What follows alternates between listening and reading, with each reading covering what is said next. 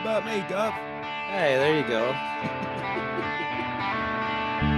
Back from the Frozen Kingdom, Technology Rocks has returned. All four people in studio, so you'll be hearing the lovely buttery voice of Mr. Wallace as he tries not to fall asleep in the comfortable chair that he's in.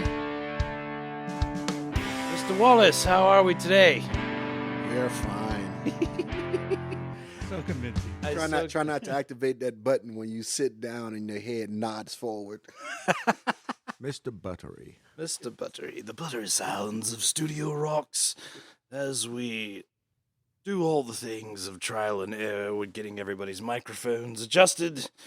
And here we are. So, did we do all of our homework now that we've had a hiatus of 1 week, one straight weekend with no show? I was kind of bummed. I was just like, I'm supposed to be doing something today, and you know, it was just weird. We just all called in.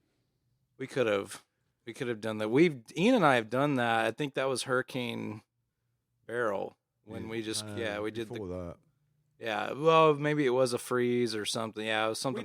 We did a kind of Zoom thing, and I vaguely remember you were just highlighted against a window, so it's just your shadow and hair. Yeah, all you could see is this spiky sunshine, sparkly person. I did my homework, but it got out of hand.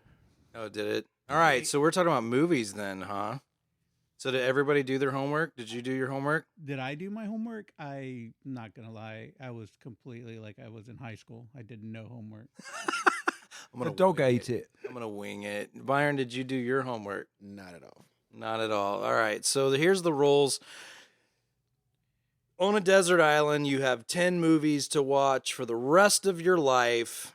What are those movies? And so everybody thinks this is an easy one to do. And as you get to about movie 4, it starts taking a life of its own, because then you have to start. You're like, oh man, I've only got 5 more to go. It's like I'm running out of choices and things like that. So it's interesting. So do series counts? So that's the thing. We have to establish ground rules here, because either, to Ian's point, Ian and I were talking about this yesterday, either series have to count as multiple movies, or they count as just a single movie. Because if it's multiple movies, now my whole list is blown to heck. So I don't know. Well, that's up for discussion. I ended up with a list of 8 kind of series and 22 individual movies, and I haven't narrowed it down yet. But to the point of series, in the individual movies, I've got Alien, but I don't consider Alien. Scott, can't go wrong with that. I don't consider Alien series good enough to put in my list. Right. Oh, so you like the first one, but not the second one. And the same with The Matrix. It's like they standalone, groundbreaking original movies, and then they come along. Yeah, we can make another one. And it worked with like Die Hard and other franchises, James Bond, for instance. But at the end of the day, it was Alien that was the one where that thing came out of her stomach. Yeah. You didn't beat me. Yeah. Oh, sorry.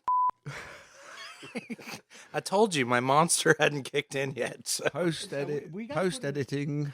Yeah, you got to put a disclaimer for like spoiler alerts. I know Alien's an old movie, but I thought not everybody's seen Alien. So here's the thing on the Alien, though. That was one of the few movies where I thought Aliens, I thought Part 2 was actually better than the original. And so that could be a whole different category of That'd be the Godfather effect. The Godfather, or Bad Boys 2. Bad Boys 2 was better than Bad Boys 1. I mean, there's very few second movie or sequels of a movie that's better than the original. Well, a lot Top Gun Maverick would be another one. Didn't they make 2 Scarfaces?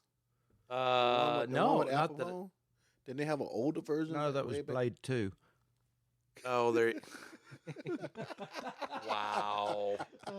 Insert that joke. Yes. No. I don't remember 2 Scarfaces. I thought they had an old version. Then Apicone. But you know what I'm talking about. Him. He made another one. Oh, Al Pacino. Al Pacino. Yeah. I didn't know he made it in the second one. But he wasn't in the first one. I don't think. I think the second one. Are you talking about Heat, where Al Pacino and De Niro are on the same screen? No, I thought and I might be totally wrong, but Scarface, before he made the Scarface, they had an older version of Scarface that somebody else was in, and he just remade it. But I could be wrong. Interesting. It's No. possible, but I think it was The first one was 1932, so Justin won't remember it. The first Scarface? Mm-hmm. Oh, So I was right. So Al Pacino was the second one. Yeah. 1983 remake of the Not Al 1932 Pacino. movie. Yes, Pacino. I get him and De Niro mixed up because they're buddies or whatever. I but, can never forget. Meet my little friends. Oh yeah, where he comes out and say hello to my little friend. Yeah, there you go. now, if I'm not mistaken, the original Scarface was Lucky Luciano. Because You're right. if I'm not mistaken, I think that's where they got the term because that's what I think they. So the called it. so the Scarface with Pacino was a remake, Was like not based- Psycho stuff. Was it frame by frame like Psycho when it was remade and all that? No, No. No. Same kind of concept, same name, but not totally. not frame by frame. Because I remember when Psycho came out with Vince Vaughn, that was a frame by frame. That was frame by That frame. was literally frame by frame, just a direct copy of that movie. Yeah. That The was, original 1932 version starred some names I don't recognise: Paul Mooney and Dvorak, Osgood Perkins, some others, and Boris Karloff. Wasn't Oh, Paul Mooney there a you go. comedian? That I don't know. Not sure. I thought he was an old. Interesting. Old All right, so Byron, what is your? All right, you're on a desert island. You got to watch 10 movies for the rest of your life. What's your number one? Scarface. Really? Are you serious? You like that movie that much? I do. Do you really? I guess the first part were really Name one character in that movie. I don't know characters very well. I don't. I'm just when you teasing. say I I'm struggle just with the teasing. thing, but Yeah. the thing that caught me about that movie was even though he was a gangster hitman, he refused to take the person out with the kid in the car. Okay. You know, that's what drove him away from everybody else. We're gonna have to get him like we have to do an aerial boom mic so he can. Yeah, that's what drove him away from everybody else to make people coming after him because he didn't follow the plan in the script, Right. the script. Okay. But he refused to kill children. Okay. Just get him some handlebars to hold on to. That too. Well, that's it. Well, but I mean, how tall are you, Byron? Like 6'4"? Nah, 6'3" 6'3". If you 6'4", if you stand up straight. on a box. I'm not even 6 foot if I stand up straight or on a box. Ian's what, 6'2"? No, 5'9", 5'11" now, something like that. Wow. See, I I did thought I did was make 6 5'9". foot once. I'm average height. I'm I'm 5'4". tactical. Yeah. Okay, so Scarface is number one. What is number two? I would have to say,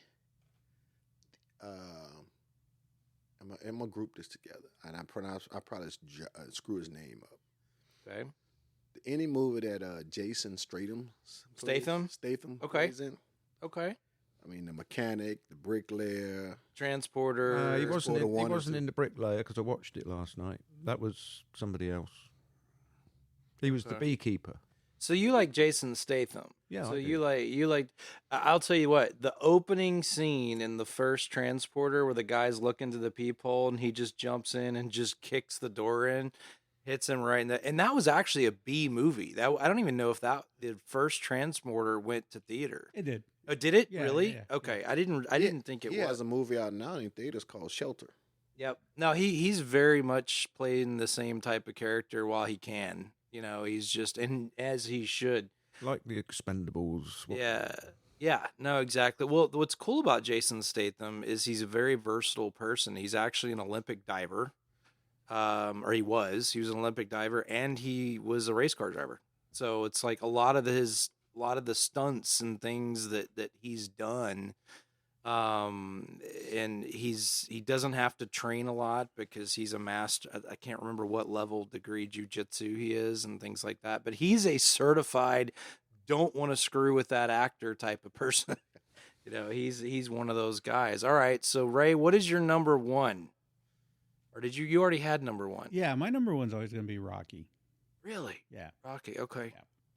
Yeah, Dennis- it just Dennis McGarland will love you for that. He's a huge Rocky. I need to take you over to his house. there's just for me, that movie is just so authentic. The underdog story. And Yeah. not even so much the underdog story.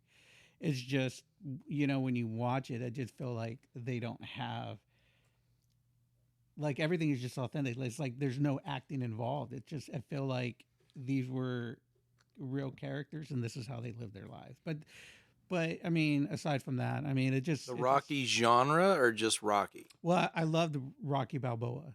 And there was I did too. I thought it was good. The reason for that, not so much because, going back to the roots or whatever, but when you watch the movie, there was 3 scenes to that really I thought were really done well, and each of those were one with Paulie, one with Rocky, and then one with I think it was his son, where if you're not paying attention to it, you might not catch it. But it's when they're walking away from certain things. So, when Rocky's going around and he's, doing the original tour of all the places that he did with Adrian when they were, first dating. Yep. By the end of that scene, you just see it goes to a slow motion scene, and then it goes to black and gray, black and white. I think my favorite fight in those movies was 4 between him and Drago. And strangely enough, this goes against every form of criticism of every Rocky movie. I actually loved the street fight in Rocky V. I loved it when he was fighting the street. What's interesting fun fact on that is he was actually supposed to die in that scene. They filmed it both ways. They filmed it as if he had died. And then he got fought by the studio, and then he kind of had a change of heart. He was like, he felt like he screwed up when he killed off Apollo, and he was like, I can't do that to this character too, And so a lot of people talked him out of that. But I loved the street fight in number 5. I thought that one was cool, although the movie was awful. But it just but it was still fun to watch. Yeah, again, all right. So Rocky, you have Highlander for your number 1. I'm going to stick with that. I mean, I compiled this list over the last. Let's hear it. All right, 2 so weeks. A lot of them come from my age and background. So, A Battle of Britain, or The Battle of Britain. Okay. And that's now available on. I think I got it on Blu-ray now. So, I think that's your number 2. What is that? Yeah, I'm just saying these are some. So of Highlander was 1. Alien was number 2. I'm sticking with Highlander as number 1 in respect of a desert island disc because it's the soundtrack and you don't have to watch it to listen to it. Right. But it depends if you're marooned with just an audio player. Anyway, that's beside the point. Right. But other movies. He overthought it. He's like, well, if you just have an audio player, I have to listen to a movie, then I can at least have a good soundtrack. Age and original locale. Okay. Anyway, The Italian Job, the original one with Michael Caine. These were all very impressed on my mind when I was younger. You know what I mean? That's why I remember them. And I would watch them again. Did you like the new one? Yeah, it's okay. I've got it. I've seen it, but I love the new one. Was great. And again, I like when they start stripping the cars down. These little Mini Coopers, they don't weigh but $1.05 soaking wet anyway. I know. Another one was the Thomas Crown Affair, the original. That was another Jason Statham movie, by the way. The Italian Job, the secondary Italian Job. Yeah. Okay, so the Crown Affair. The original one, Windmills of Your Mind song. I know none of these movies. No, but there's been a recent update. I think it was Timothy Dalton did a remake of it. Okay. I think it was Pierce Brosnan.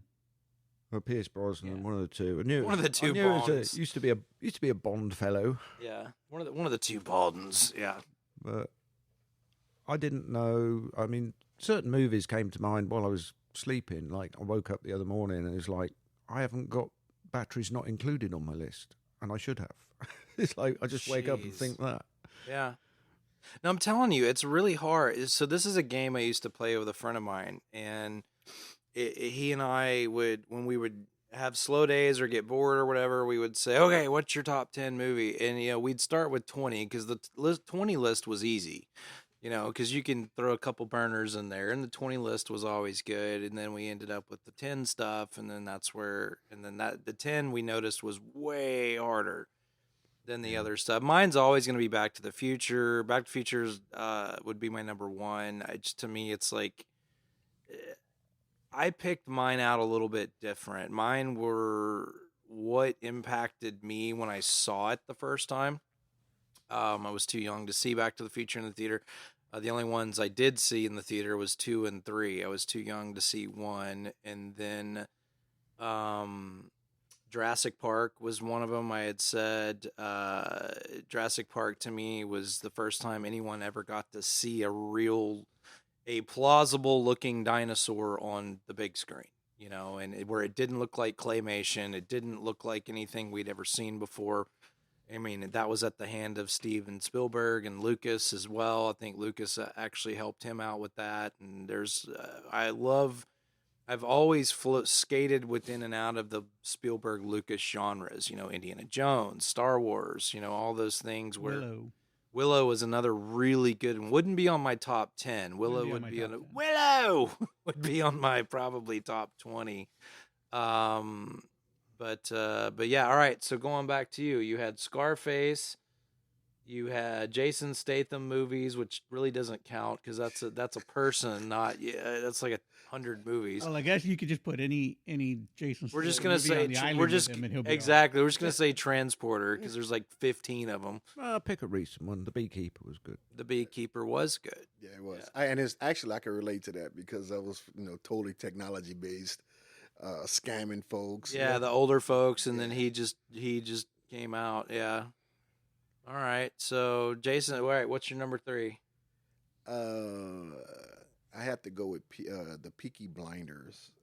It's not a movie though. It's a TV series. It's a TV series. Well, we asked that question in the beginning, right? Yeah. No, can't be a TV series. TV series. Oh, man. TV series. Movies have got to be movies. But it didn't come on Peaky Blinders. Didn't come on TV. It was come on TVs. It didn't come on movies though. Okay. Yeah. All right. All right. We'll come back around. No. I'm gonna get the one that cost me the most money. What's that? Top Gun. What? Why? All right. You have to explain. The Jason Statham. We have to explain your story. Why did Top Gun cost you the most money? Because of you. Oh. What did I do? So this is how he sells the thing. Okay, so we bought a house with a theater that he built. So it was complex. Mr. Bridges, Steve Bridges. People left his card on. Shout out to Mr. Bridges in the channel on the center channel. For if you got any questions or whatever, call this number. So I called a number to ask Justin, come show me how to work this thing, because it's stuff that's way above my level of expertise at the time. So what he does, he comes in, he started doing this and doing this. Oh, look at this movie. And you could see the sounds banking here and that if you had bigger subs and do this and do that. And you take this amp and do this with it and put these speakers just on this amp and this and that. So as we fast forward to about 10 grand later, I'm stuck with Top Gun in my head. Top Gun Maverick. Wow. Right? Yeah. What a sales guy. Justin Maverick. Oh, every time I talk to him. Well, I was actually introducing REL 3D is what I was talking about, which is a good springboard into a little bit of the show topic. So actually just met with Clay, did a pop-in. Shout out to Clay Parker from REL. He's actually going to come on the show, but he has stated that he wants to come in the studio. So he's going to come into the studio and hang out with us. So me and Ray going to handcuff him and get these demo units out of him. Yeah. That's Kaleidescape. Hey, that's Matt from Kaleidescape. Oh, I'm sorry. The one you want, and you're not going to convince anybody to come in studio. You keep talking about handcuffing people. We do what we got to do, Justin. Yeah, exactly. But the rail guy, we got a different sprint plane. Yeah, from the right to the left. That's true. So, going into Kaleidescape, talking about Kaleidescape a little bit, talking about REL 3D a little bit. We're gonna continue on our movie game. Some of our guests have asked about the movie game as well. I think it would be fun if we could get all up to now 1,200 listeners at this point. So yeah, we hit the 1,200 mark. I didn't realize we even crossed over 1,000 last week, but we were at 700 or 800, so now 1,200. is where we're at now. They had a chance to catch up. Yes, true. Yeah, no, we still have season 1 out there. And so one of the things we're going to talk about is we do have a Facebook page. So if you'd like to talk to anybody from Technology Rocks, except for Ray, because he's lame and doesn't have Facebook, but you can always field the question. We can screenshot it and show it to Ray. It's fine. Yeah, no. So Ray's not on Facebook for other reasons. He's I'll tell you if I could tell you, but I'll have to kill you reasons. No, he's on Facebook, but he got off Facebook because theater forums frustrate him profusely. That was horrible. That was such a horrible forum. Like, and it's the largest forum out there. It's like home theater. I lost a couple of IQ points on that. Yeah, no, it was so bad. So no, so that'll be fun too. But some of our listeners have asked about the movie game. They said it would be fun if you guys want to submit your movies. I think it would be fun if we could get all of our listeners to submit their movies and do like a list of average, to see which throw one in a goes couple in there. more because you didn't get back to me. But Well, I haven't left. but Okay, you started off. You've gone off on a tangent. Like No, well, it's a technology show. We have to talk about tech at some point. yeah, but you have to finish what you're talking about before you move on. No, you don't. It's a freaking buffet. You just put. Okay, well I'm. Where's the popcorn? I need popcorn for this. All right, go ahead. All right. Well, my movie list is an all-you-can-eat buffet because it's absolutely loaded. But the two Go ahead. the two I wanted to mention. You haven't talked about your movies once. Yes, I have talked about a lot. You keep Third talking encounters. Third encounters of the close kind. What? Close Encounters of the Third kind. You're getting me all befuddled. Third Encounters of the What is Close this? Kind. What is this buffoonery? Yeah, what is this, Gamecast? Yes. Well, it's a puzzle. You have to work out what movie No, I'm it's either- talking about. It's either Dream. The other one, and I'm going to get this right, is The Green Mile. Oh, That was pretty. see, that's a good one. Tom Hanks is, yeah. I like the big dude say, "I was a tired boss." Yeah. Oh, it's tired, ball. So those are definite in my top 5. Yeah, no, Green. Oh, wow, top 5. 3 of those movies I don't recognize. You have to share those titles with me that you were, Oh, right.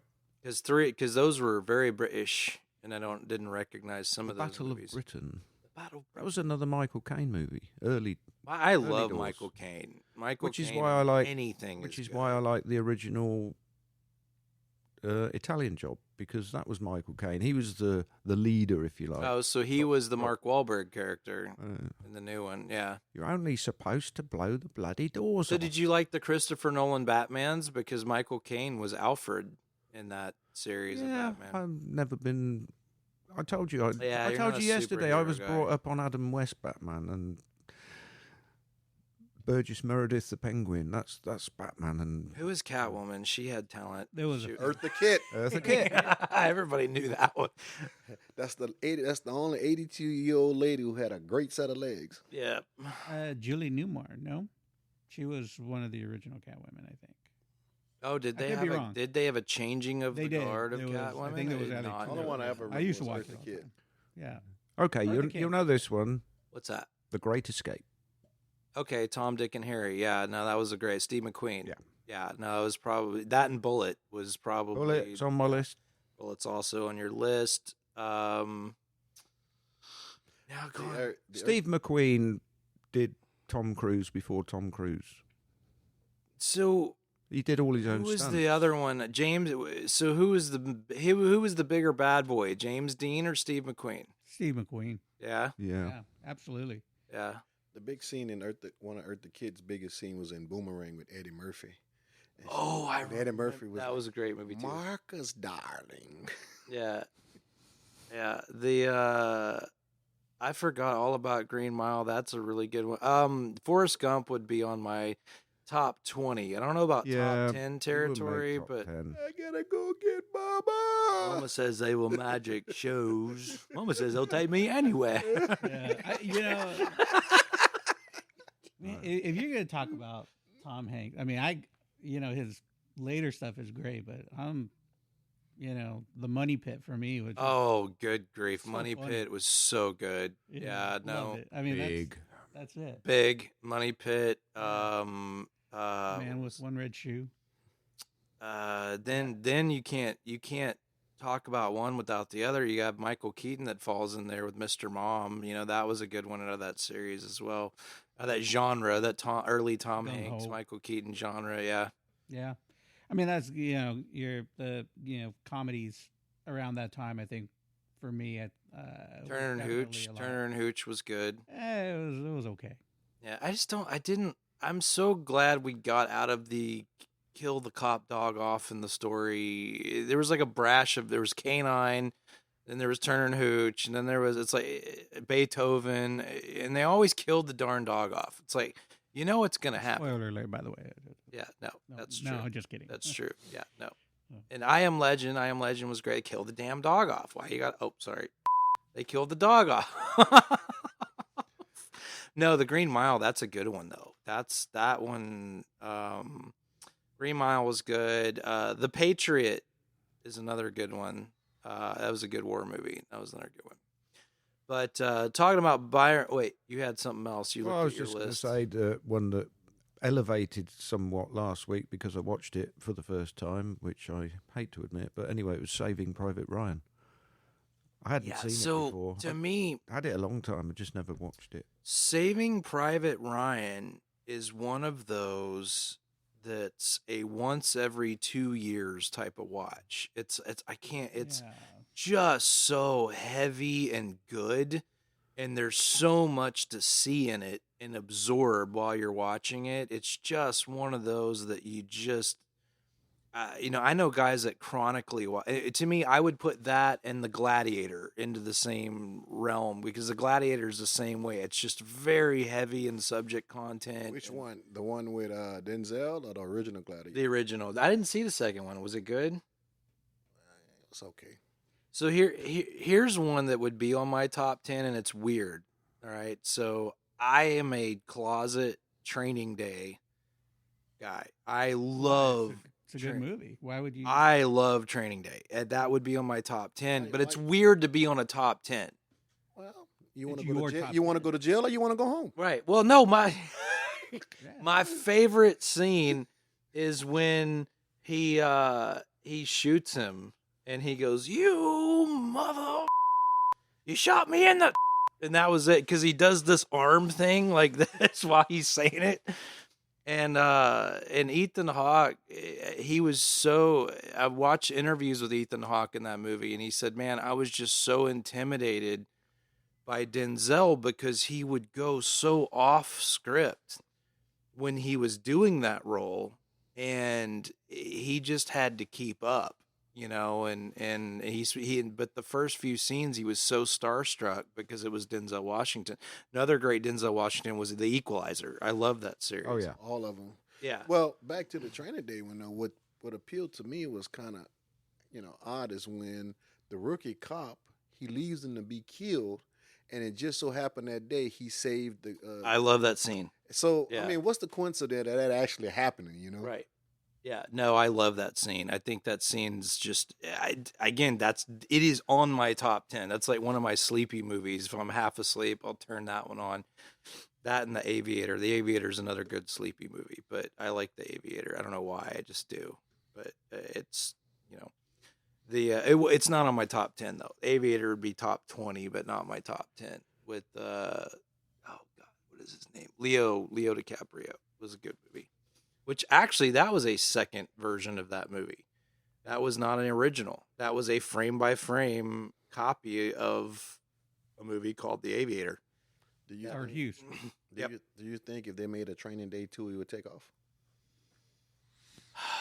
I don't No. know. I don't know if you I don't could. think I don't know if you No. could make it today.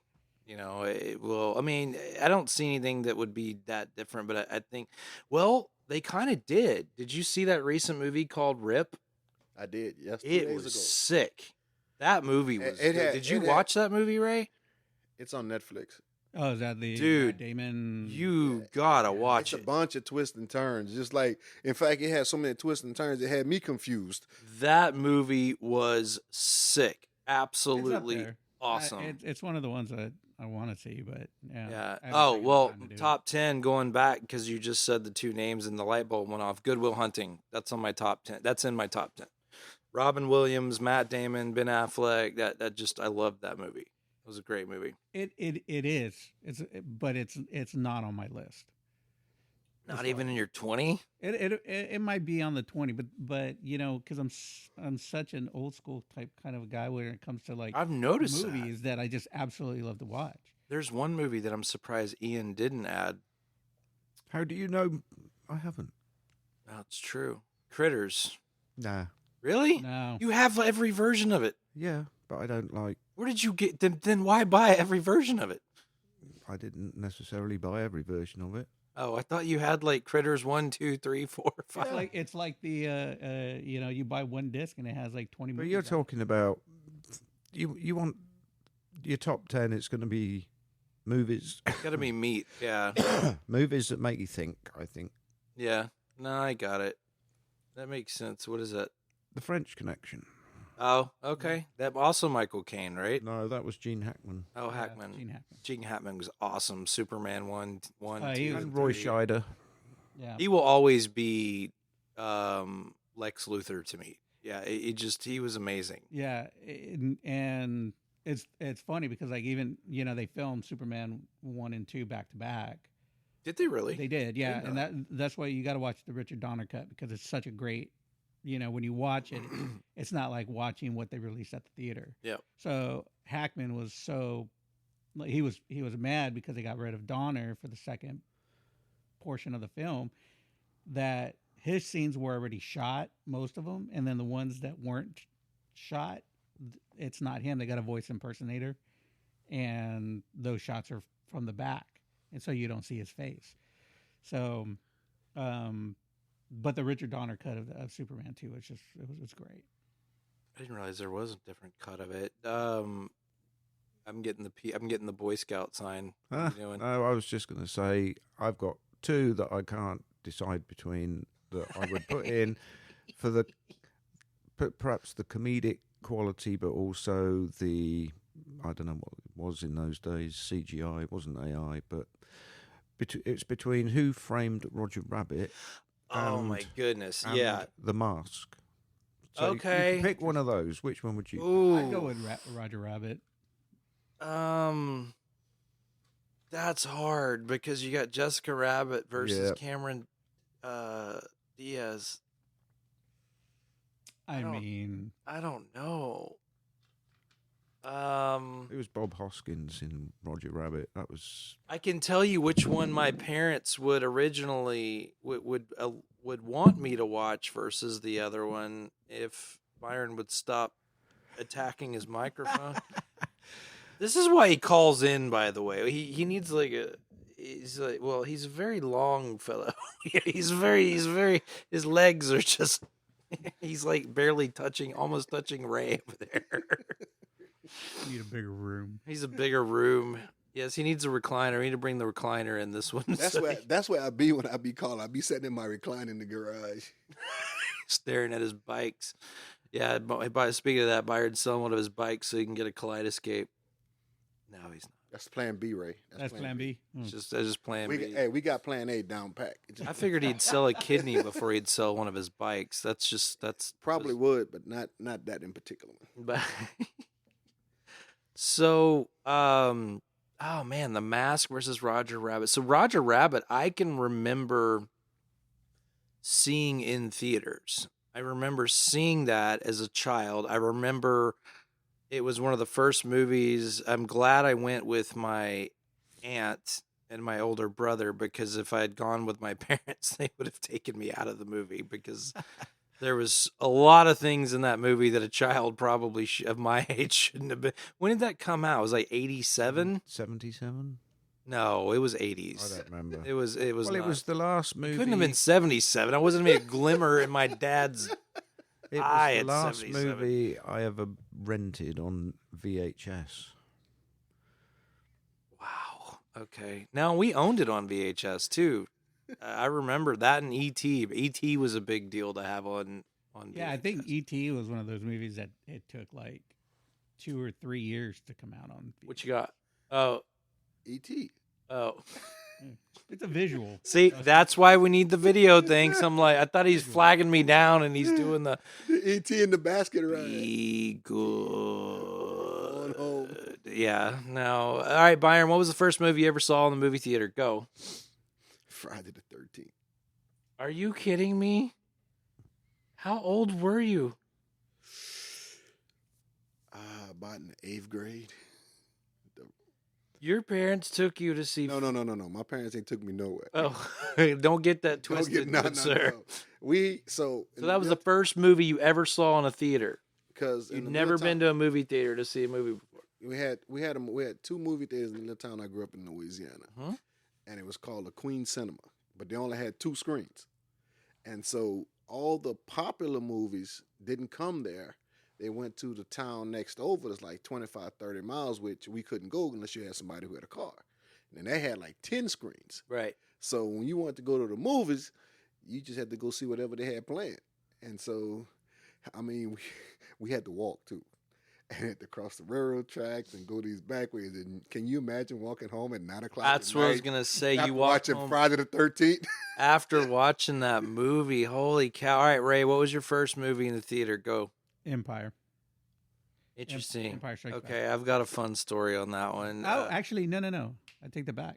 Yeah, it was Empire. Yeah, Empire. You remember what movie theater? Yes, I do. I'm from a little town south of Houston. Well, I'm not from, but I was born down there. What town? Pasadena, Deer Park, Clute, Clear Lake, Clute. Texas. Okay. I know what Clute at. Yeah. Oh, everybody knows Clute. Oh, that's I knew Clute. They used to have a. It's like they have like a lake over there too, right? That people used to go like a camp or something. Not in Clute. Clute don't have anything but roads. Harley Davidson. It associates it with a bike. Goo Harley Davidson was in Clute. They closed down now, but Goo Harley Davidson. That explains why. So yeah, so it's between Freeport and Lake Jackson. Okay, it's just a little town there that my dad worked for Dow Chemicals at the time, but Clute didn't have the movie theater. Lake Jackson did, so we had to go to Lake Jackson, which is I could walk out of my house and be in Lake Jackson. But I'm going to say it's a very grey area between Lake Jackson and Clute. It's like it's like Dixie Drive. If you get to Dixie Drive, it's like you don't know which one you're in. Don't know where you're going. That's impressive. The company I work for. I lived there for a while. 33% of Dow Chemicals, so we got all these plants in Freeport. Yeah. So we went down there in the beginning when they purchased them in 2015. So we went down there in the beginning, a lot of time between Clute, Angleton, all those places down there to all the plants. And it was like the first thing I went down, I was like, God gracious. Then I seen Goo Harley Davidson. I said, we get That was it. That was it. That was it. So, it was I believe it was we had 2 cinemas in Lake Jackson plus the ones in the mall, but they were the Lake 1 and 2 and the Cinema 1 and 2. And I don't know if they were owned by the same person, but they were around the same. You can walk out of one theater and then cross the street and go into the other. But that's where I saw Empire. I believe it was at the Cinema 1 and 2. And then not too long after, or before that, I don't remember now the time frame, but I did see Popeye around the same time at the Lake 1 and 2. So yeah, Popeye's an interesting one. That Robin Williams was just. I don't care what anybody says. You can say all you want about that movie. He was amazing in that movie. What movie wasn't Robin Williams amazing in? It's just his impersonations when he's talking about the Scottish. You got to put a whole bunch of saliva in your mouth. Yeah. And it's a true story because I worked with a whole bunch of them when I worked in Angola, and they would get drunk. And you wouldn't understand nothing they saying. Not one word. All right, Ian, what's the first movie you ever saw in the theater? It sticks in my mind, even though I was only 5 years old. But it was the first time I ever went to a cinema, as they were called in England. My grandmother took me to see a film, as she used to call them. It was called Summer Holiday. It was Cliff Richard and the Shadows. Okay. They took a double-decker bus and toured around Europe, and then, I don't know, typical boy meets girl. She was on the thing, and then her mother accused him of kidnapping and all that sort of thing. But great soundtrack, lots of good music, movie. And that was the cinema. It was in a smallish town in England. It was known colloquially as the Flea Pit. Interesting. But we used to go. I mean, movie theatres in England generally never had more than one screen. There was That was smallish affairs, but the ones that I grew up with. I think it was 6 screens at Lowe's Cinema 6, and then I remember Hollywood. I grew up in Deer Park, so I remember when there was this big marquee right next to Beltway called Hollywood. And it was such a big deal because they had 10 screens, and then down off Beltway, down in the south side of town where Pearland is, they had AMC 30, and it had 30 screens. And then Hollywood did a remodel, and they added another 10 screens. So it was like, how many screens can you? Just these giant cinemaplexes were going. So I had to call my dad because I had to ask him about this. Because I vaguely remember it, and I was trying to think, was this actually the first movie that I saw? And he said, actually, yes, and I'm surprised you remember it.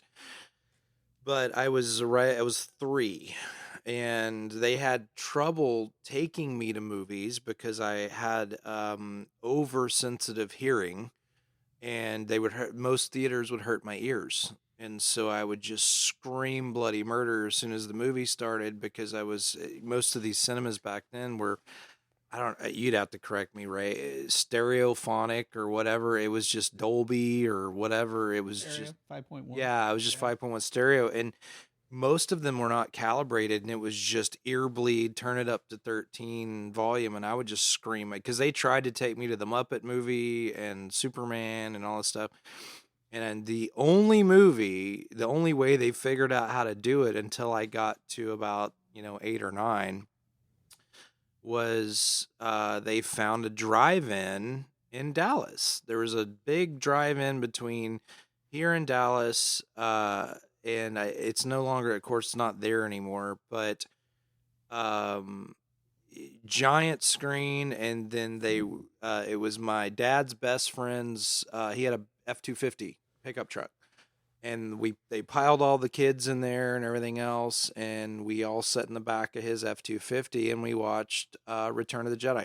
And the only thing I remember about this thing is I remember sitting in the back of the truck. I remember it being incredibly cold, and I remember one scene out of this entire movie. I remember the scene where Leia and Luke are standing on the bridge, and they're talking about, and that's the moment when he said that they were brother and sister, and then he had to go fight their dad or whatever. That was a spoiler. That was also a spoiler. If you haven't seen Star Wars, do better. Sorry, but yes, but that was the first movie. That was my first movie cinema experience, and then I can tell you the experiences thereafter. But the first cinema experience would be was Return of the Jedi. So it was Return of the Jedi. I wasn't old enough to see Empire at that time because Empire came out. I think Return of the Jedi was 1984, 83, or is 83? Yeah. So I was around 4 when it came out, or between 3 and 4. But I don't remember very much of it. I could tell you what's weird is I could tell you what color his truck was. I could tell you what the weather was like. I could tell you the color of the blanket, and I can tell you it was the biggest screen I'd ever seen in my life, outside, and it was that scene. That's all I can remember. In fact, my parents are actually surprised that I even remember it. But that's when they had told me that they had tried to take me to other movies, and I was just, my hearing was too sensitive to do that. It was just I would just tune up and scream the whole time. So not a lot's changed. But yeah. quick follow-up, Roger Rabbit, 1988, based on a book And I called, saw that one in theater. called Yeah. Who Censored Roger Rabbit, which came out in 1981.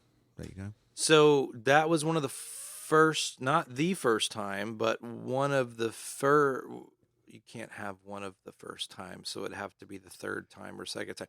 Now, the first time that animation and live action was used in the same film was there was an old Disney film called Bedknobs and Broomsticks, and then there was another movie called Mary Poppins. Mary Poppins that also had cartoon, and then it was done during then, but that was just actors dancing in front of a cartoon, a screen that was already, they weren't really interacting with the cartoons per se. The cartoons were either behind them or on the same linear film. Yeah. Whereas Roger Rabbit, they were actually cartoons holding real objects like guns and different props and interactive whatnot. parts of the movie. Yeah, exactly. And that was the first time that had been done on screen, so that's why it was such a huge monumental deal for sure. Yeah. But I remember that partly one. why I put it on the list, but then I thought, well, The Mask was similar, but it was kind of a CGI type. I love The Mask. I love it. To me, that was one of the few Jim My Carrey question movies I was allowed to you gotta watch. pick- if you can only take 10, you can only pick one of those two. So All right, That so would be what Roger would you I take? think I'd Roger Rabbit. Roger Rabbit. What about you, Byron? Roger Rabbit or Mask? Roger Rabbit. It has to be Roger Rabbit. Bunch of pervert, Jessica Yeah. Rabbit perverts. No, you the But one that then- brought it up When you get rescued, and How come can you home, not can- bring it up when you're talking about Roger Rabbit? because we're Only- looking at a movie as a whole. I'm not just sure as you're looking at a single- whole lot of movie. Yeah. Hey, the whole point. if we'd have been perverts, we'd have wanted to include the scene where we had, she had to give us mouth to mouth. That's true. Oh yeah, that's true too. There's another one called Cool World that flopped pretty hard on the pavement. It did, but it was pretty interesting. That was Brad Pitt. Brad Pitt, yeah. Brad Pitt, and then Kim Basinger. What I was it think. called? Cool World. Pool. No, cool as in temperature. Cool. Oh, cool. As in Cool World is what it was called. And it tried to ride the Roger Rabbit coattails, but it took a very different doesn't turn. Ring a bell. Yes, no, it will once you look it up. I wouldn't even think that would enter into like the top 100. No, that's not even a top So 100 that's not movie. even- no, Yeah. not at all. No, I remember Mask being one of the few Jim Carrey movies I was allowed to watch as a kid because it was relatively clean for the most part, unlike Ace Ventura and some of the other ones. Earth Girls Aren't Easy, and That's a comedy classic right there. For Mhm. me.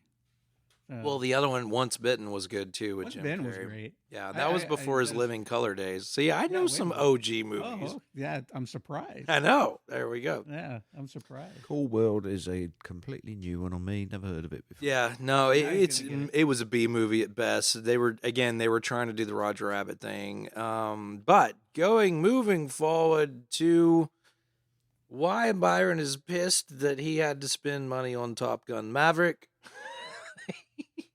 would be the REL 3D topic. So, in fact, Another insert to that is, and a disclaimer, every time you talk to Justin on the phone, you end up spending money. that's not true. Some No, that's I don't not- answer that's his not text true. messages. that's a good practice. True. In some form of Is fashion. that why you don't answer my No, phone no, call? I'm a slow learner. You I just was said dropped. that I was one dropped time. on my head too many times at birth. It takes me a long time Hey, to I conceive u- the concept. I usually tell you to spend less money, Byron. No, he puts it right. He puts it like, he'll throw this big thing out of, most stuff that's way out your price range. Then he comes back and show you what's in your price range, knowing you're not gonna like it. So then, where you at? Back at the top. Yeah, it's funny you say that, right? Because we're sitting here, we're talking about TVs one day, and he's just like, "Oh, you can get this one, or you can get the Master Director's Edition Sony TV that has not just the color gambit; it's phenomenal." It's just like, oh. And I'm like, okay, well, how much is that? And he's just like, oh, is this much? And I'm just like, okay, can we go back to the other page? Right. See, he tried to do it with my TV. With my TV, so I was telling him, like, Justin, what do you think about the Hisense? Well, for the amount of money you can spend, you can buy a Sony. Justin, the Bashing Sony on is Justin. $3,000, a 3,800. This TV is $999.99 with free shipping. He said, well, it's okay. Okay, it's gonna be okay for $1,000. I say if it's $1,000, if it's trash, then I'll keep it for you and get rid of it. Yeah, but does it work with Logitech Harmony Hub? No. There it is. Hey, did he come? Look, I even put him on the spot yesterday. I had my wife in the truck with me. I'm saying, look, I'm finna throw you under the bus. I gave him a warning. Ooh. And then still didn't work. He did give me a warning. He just straight up threw me right in the blender. I mean, you have to teach her how to use it. I was like, man, why do you got to say things like that? I can hear you, is what she said. So yeah, no, I mean straight. I was up thinking, threw I was me in the like, bus. look, I even decreased his job scope. He no longer has to get on the 30-foot ladder. He no longer has to get on the 10-foot ladder to help hang this. Just buy him a boom lift and he'll be okay. You don't need that no more. All the hard work is done. I just need him to show up and get his expertise. Yeah. Justin, we love you, man. Don't. Yes, Probably why he doesn't answer my phone calls, because he knows I'm not going to spend any money. that's true. That's a good assertion, Ian. Well, no, usually Ian's doing something and thinks outside of the box, and he's asking me, hey, have you ever tried this? Or what do you think about doing this? Or, hey, I tried this and this and that. 4 complete things that have no relation whatsoever, don't work together in any way, shape, or form, and he made them work together, and he was just telling me that I had to use this hub, and this hub, and this hub, and this hub, and this hub, and now I can feed my cats. Yeah, no. Yeah. So that's pretty... So yeah, no. So we're so Byron actually discovered that the Kaleidescape has the Strato E, which the Strato E is basically what I would call the 5-disc CD changer or 5-disc Blu-ray changer of the Kaleidescape options for $3,000, and he didn't even know that it was around, and found that it was actually pretty interesting, and a lot of people have kind of balked at it because it doesn't have a whole lot of storage space, but I think neither does your DVD player, neither does your Blu-ray player. You can only play 1 movie at a time, and at least this one holds 5 movies at a time. So the question we had a discussion about is, what justification do I have to spend an extra $1,000 to store 6 more movies when I can only watch 1 at a time? I mean, he's got a good point. That is a good point. So here's the thing. If you want to see your movie library in all of its golden glory, and you're one of those guys that just wants to see, to me, it's like looking at your DVD shelf, your Blu-ray shelf, and you can see all your things on one screen. That's where storage comes into play.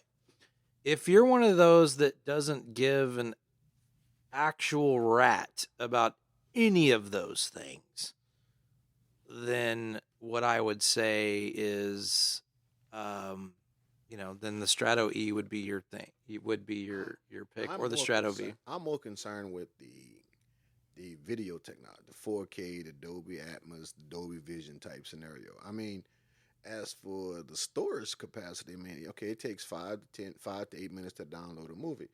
Okay, fine. But at the end of the day, whether I'm holding 5 movies or 1 movie, I still just can't but watch but 1 at a time. True. Yeah. I mean, what can you do? Yeah, no, and that's where the Strato M comes into play, and the Strato E. The Strato M is a good player option if you're trying to add players to other areas of the house where you can watch more than 1 movie. But it's only in 2K. Do up? What's 4K? Isn't the M is 2K? No, M is 2K. Correct. Definitely the M is 2K. You see, and therefore, to me, it's worth spending the extra $1,000 for the E, because it's 4K. Yeah. Versus 2K. I mean, True. Resolution for sure is going to make a difference. On how you look at it. Well, there's been a theory of resolution on the 2K player versus the 4K player. There's been a direct side-by-side comparison where the 2K player actually resembles what most people would say is 4K on a streaming device like an Apple or a Roku or Hoodoo, Voodoo, whatever the other thing is. It's definitely interesting. It's definitely interesting to see that, and kind of figure out what's going on with it. But no, you didn't even know that player was around or existed. No. So, And so my the way my plan works is I'm going to initially buy me the $3,000 version, and then later upgrade to a full and take the 3 and put on the downstairs TV. yeah. No, and that's the thing is to me the Strato V is in a great price point. It's in a very fun price point. It's an approachable price point, and to me it makes sense for most people that have home cinemas to adopt that certain technology along with the expensive thing called REL 3D. But so yeah, for the list, so Byron, so that was one of the things that Byron had asked about earlier, and then Ray even asked about was, the difference between a home theater and a cinema. And to me, when you look at things like REL 3D and people talk about it online, you see things about it online, and there's some brief discussions and things about REL 3D. What is REL 3D? Well, REL 3D, it adds a 3-dimensional sound field to your cinema experience, and it requires 3 subwoofers to do it. That's why they call it REL 3D. I was actually educated on that as of yesterday. He said, "Do you know why we call it REL 3D?" And I gave him this long, descriptive, "This is why it's called REL 3D." And he was like, "Yeah, that's all. That sounds wonderful, but that's actually not why it's called REL 3D at all." So is it any of the rail line subs? Any of the rail line subs can do it, whether it be HT series, HT series, T series, Series S or above, or the Carbon series. Any of those series can do what's called REL 3D. What about if you have 4 subs?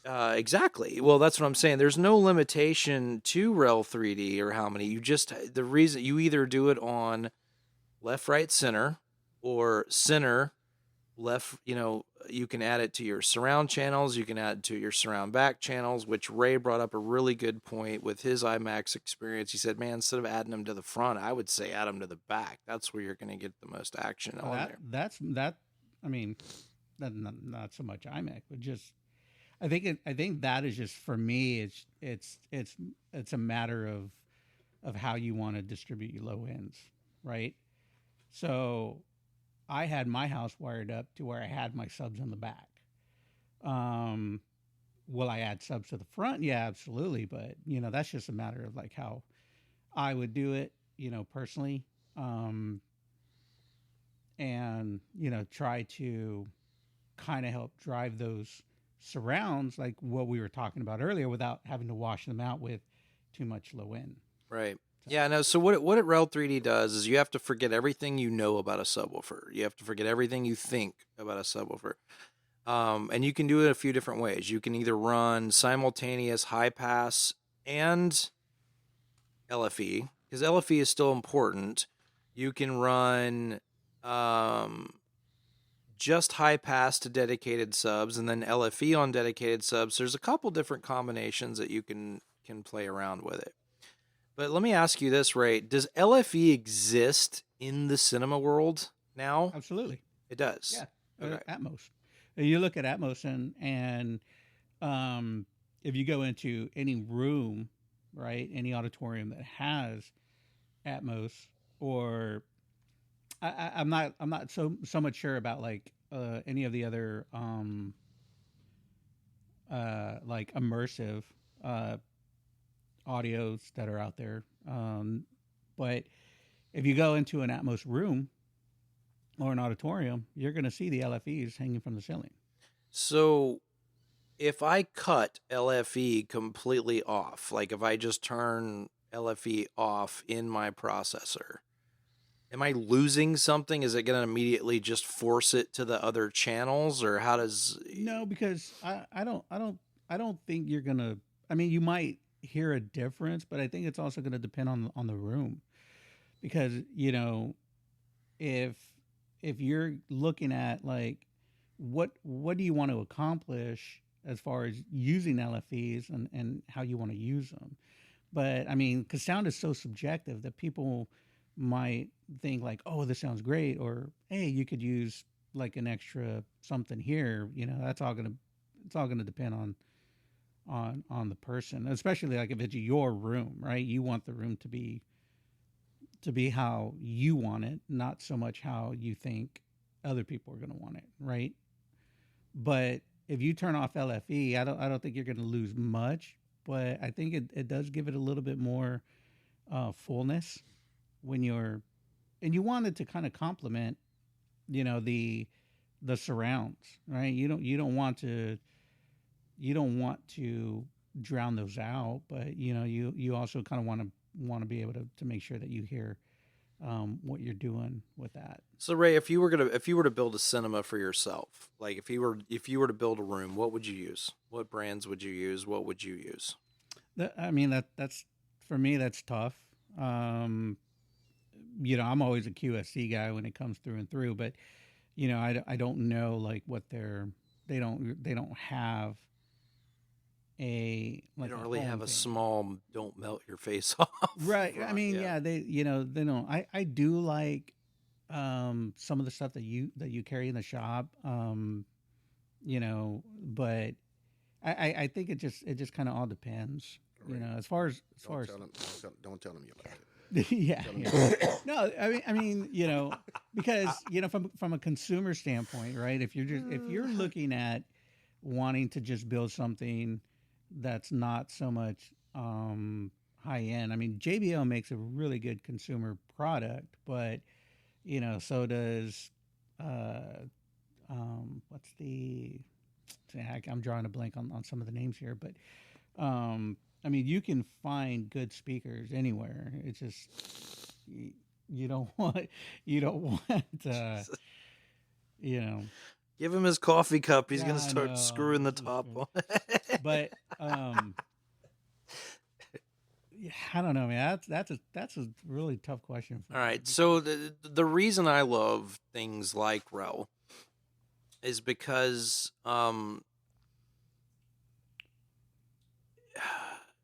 it gives you the option to use it as a subwoofer, or you can use it as an extension of your speaker. Meaning, if you have a small pair of bookshelves and you're trying to dig into that deep lower register, you can use high-level pre-out to that subwoofer, and it becomes a part of that speaker. And so you can blend it accordingly. And the only way you can do that is to have a really fast, responsive driver. Most subwoofer, which is the opposite of most subwoofers are really heavy duty, big, giant, dumpy things with heavy drivers, heavy materials, things like that to move air. Well, REL took a race car approach. So they basically use really heavy magnets, but they use a carbon fiber cone. So it's nimble, it's quick, it can dig deep in the lower register, but it also has the recoil to recover from those the faster upper frequency range, and it can keep up with a 6-inch driver or an 8-inch driver or a 5 1/4-inch driver. So you can blend even to the smallest driver with their largest driver. Like you can take a 15-inch driver and blend it with a 6-inch driver. So it kind of adds that dynamic to your cinema. And it doesn't take a whole lot of money to do it. I mean, I'm talking about maybe, heck, you could do it on a 1003 budget. You could do it $500 a sub, $600 a sub, depending on your room size.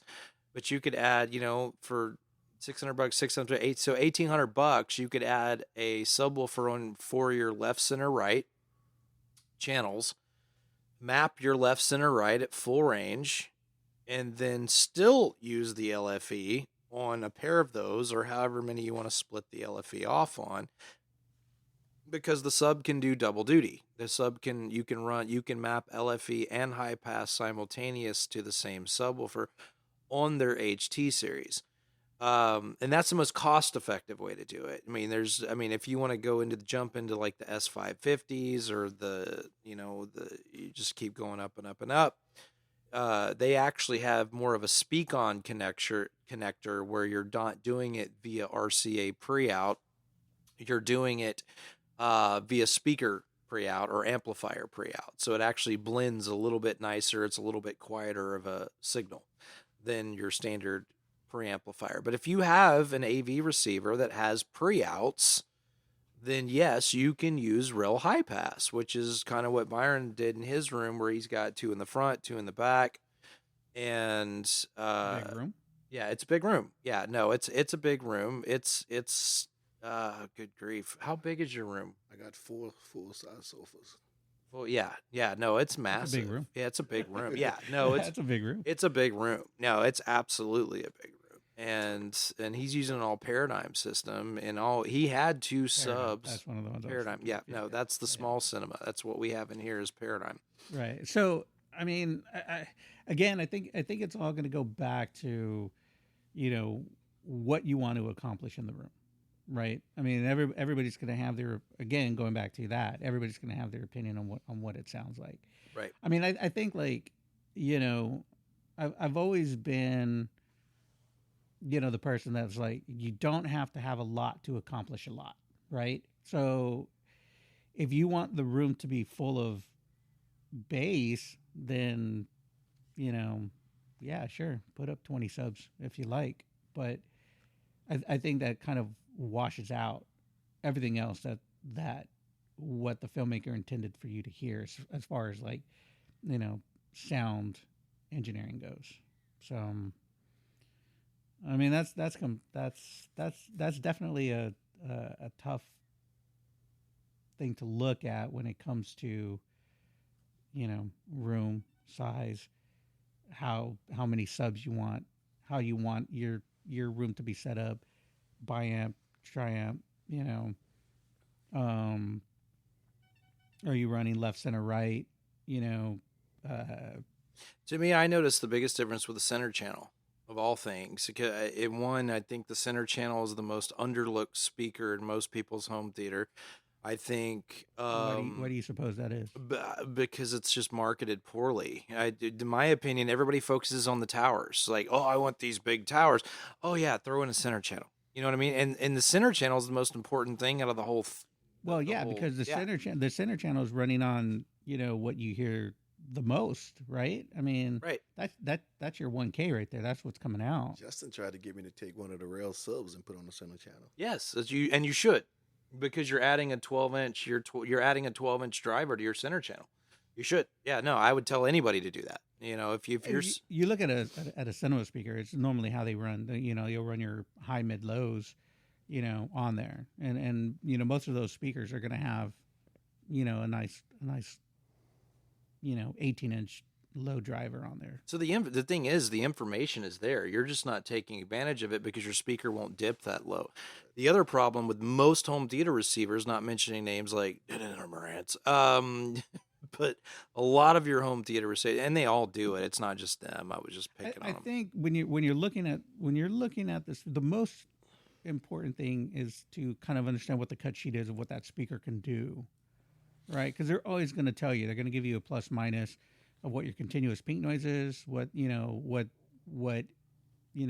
could drop down to if you're going to run in parallel, or you're going to run in series. You can drop it down to 2 ohms. You could drop it down to 4 ohms. Whatever the case is, I mean, you can just if you look at the cut sheet, that's really going to give you good information before even plugging anything in. So. You just have to make your presence known, don't you? We're gonna go back to the movies. Yeah, no. So, no, because what usually happens in the home theater world is when you're using a home theater,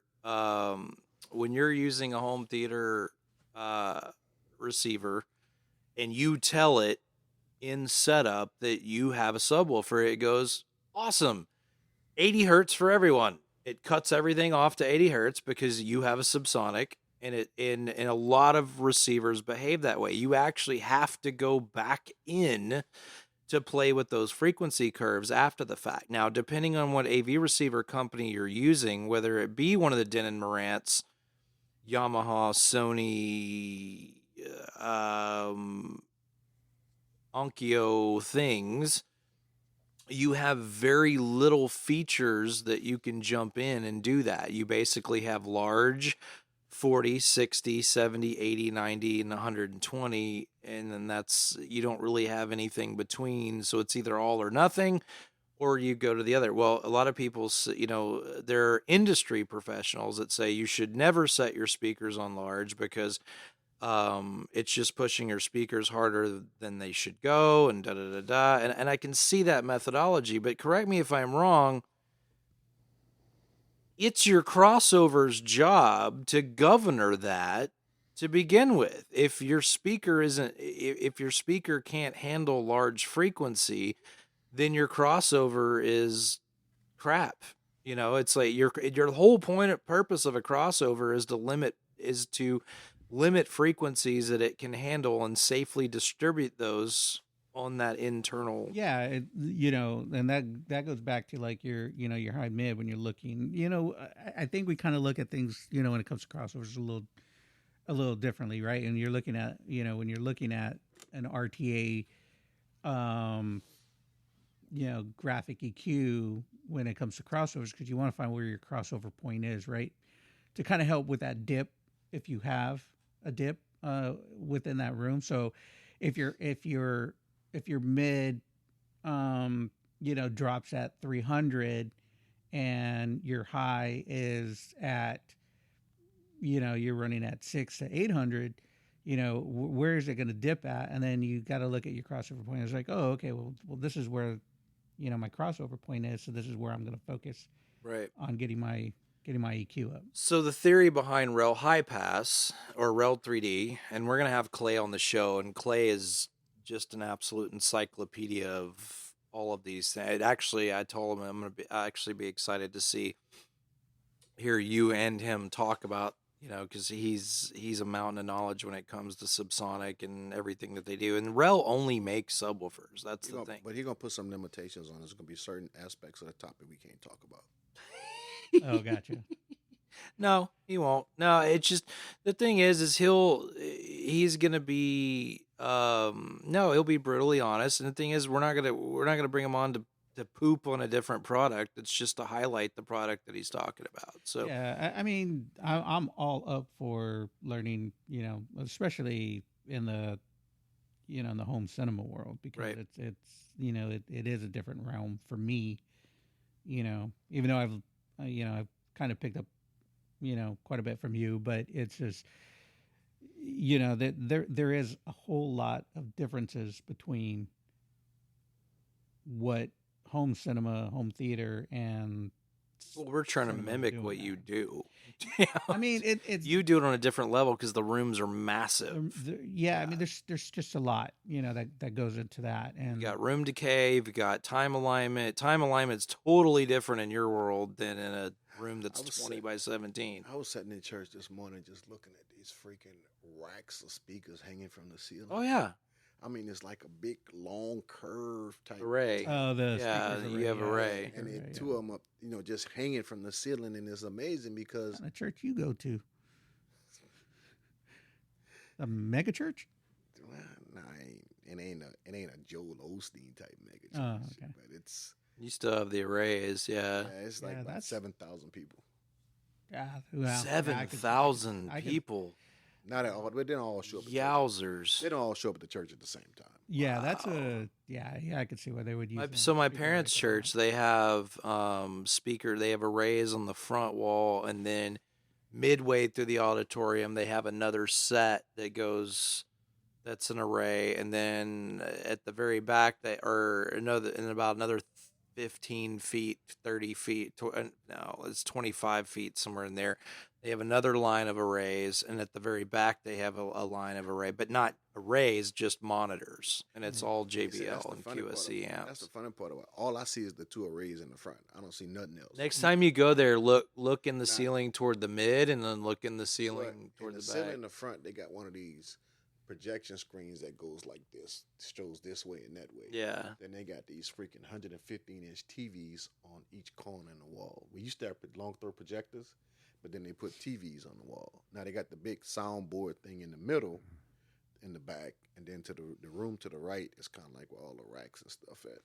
But it just amazes me how when you talk in the mic, it's project very, very well. And then sometimes when people first get to the mic is off and you can't hear nothing. That's the amazing part to me. How much amplification you have. Just because the building, according to the little tag on the wall, the building holds 3,500. Wow. Maximum capacity is 3,500.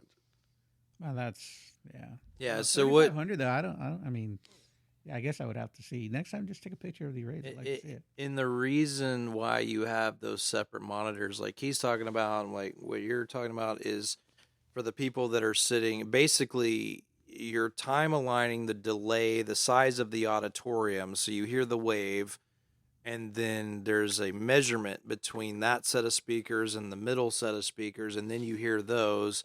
And then there's a measurement between that and the next set, and then so it's set up so that it doesn't just sound like this echoey madness. It's just it's done through instrumentation and something usually called a DBX is what it's called, but and I'm sure you guys use a whole different type of thing. No. But I mean, I don't know, like as far as technology goes, but yeah, I mean, it's basically set up. We're setting our delays.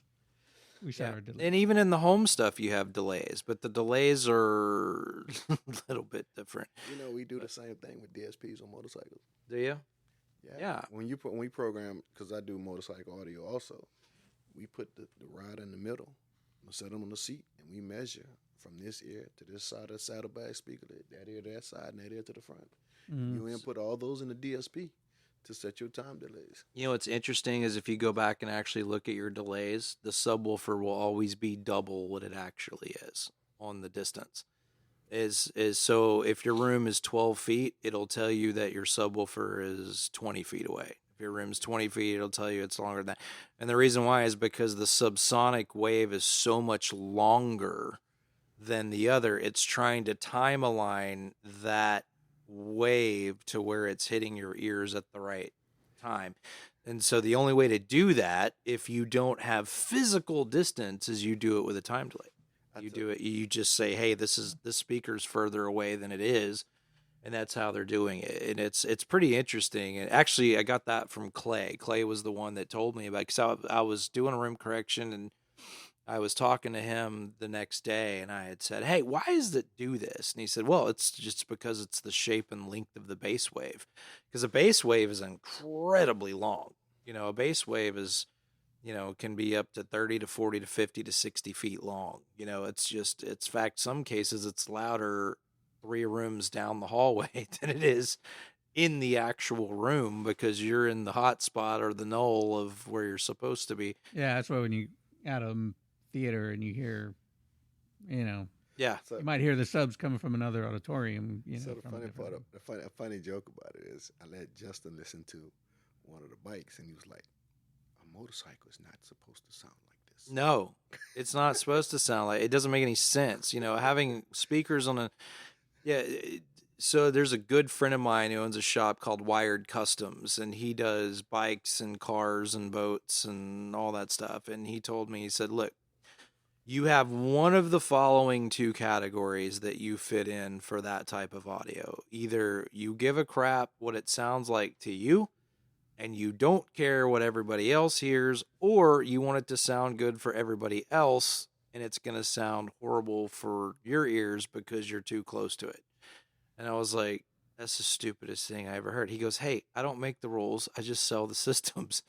So- Yeah, but it's true. It's like going back to what you want your home theater to sound like. Yeah. Right? Because you're not going to be having people every day in that room. You're the one that has to deal with it. So if you like the way it sounds, and now can somebody go in there and say, hey, we can improve in this, and then you try it, and if you like it, you like it. But that goes back to and that's you the liking problem. it. That's the problem with most people who want sound or audio don't understand what good sounding audio sounds like. They just, either I want it loud. I don't care how clear it is. I want it loud. But then you got the people on the other hand who wants it loud, crisp, and clear. Yep.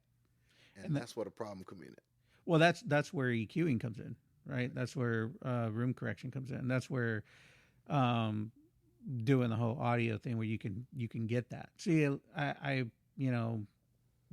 people, some of the people in my circle, as far as not theater related, but more, family and friends, they want boom, they want sub, but they don't understand that, for me, too much.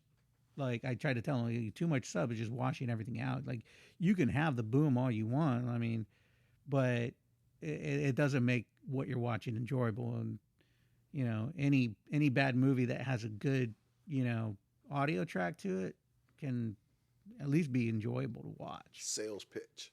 You get these 12-inch subs and put it in the back, and you watch Top Gun Maverick, and so every time the plane banks to the left, you hear the sound on this side. When the plane banks to the right, you hear the sound on this side. The thrusters, boom, back and forth.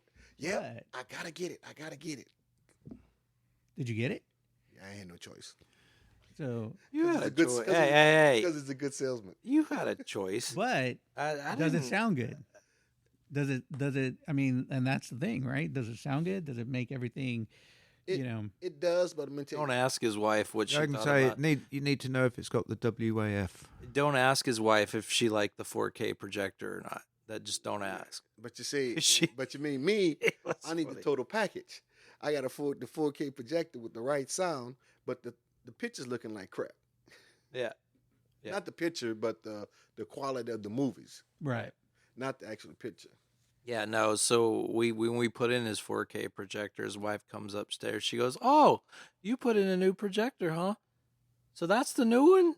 And Byron's because you can totally see night and day different. And so I was like, "All right, hang on." So I pull up a YouTube video, not knowing that she didn't like snakes or whatever.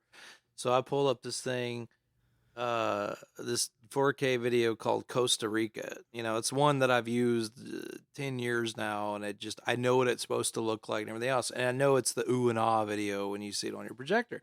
So I turned it on, and she goes, "Oh, Lord, there's snakes." And then, "Oh, help me, Jesus." It's the first time I'd ever heard it. She goes, "I can't watch this." And then she left the room. So, she was impressed with the snakes and the 4K projector.